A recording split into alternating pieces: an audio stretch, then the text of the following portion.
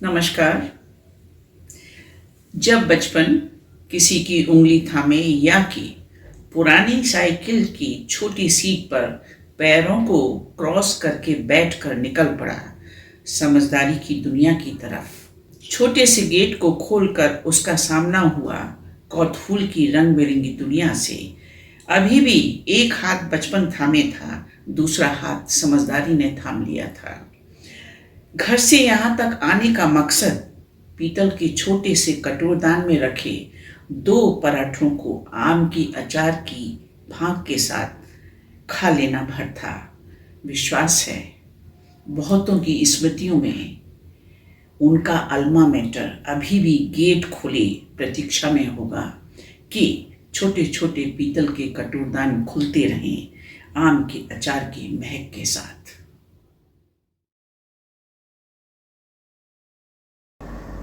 Alma mater शिशु बाल मंदिर। बात उन दिनों की है जब मैं जीजी के साथ आगरा शहर के एक मोहल्ले वजीरपुरा में रहा करती थी। मेरा सबसे पहला स्कूल मेरा अल्मा मैटर का नाम शिशु बाल मंदिर था। इस स्कूल की संचालिका एक सम्राट महिला थी। उस समय क्या पढ़ाया जाता था, क्या पढ़ते थे याद नहीं, लेकिन वह छोटा सा पीतल का कटोरदान बखूबी आज तक याद है, जिसमें असली घी में सिके 2 पराठे जो जीजी सेका करती थी हमारे लिए।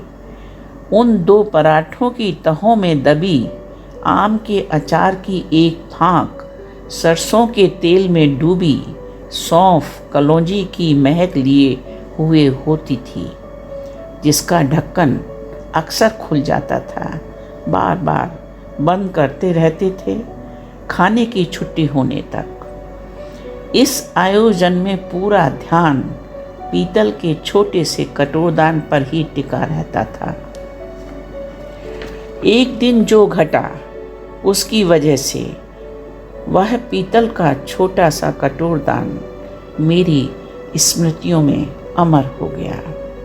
हुआ यूं, खाने की छुट्टी में जैसे ही हम बच्चे अपने अपने कटोरदानों को खोलकर खाने की तैयारी कर रहे थे, मैंने भी जैसे ही अपना वह पीतल का छोटा सा कटोरदान का ढक्कन हटाया, एक कुत्ता आया और दोनों पराठे मुंह में दबाकर चला गया।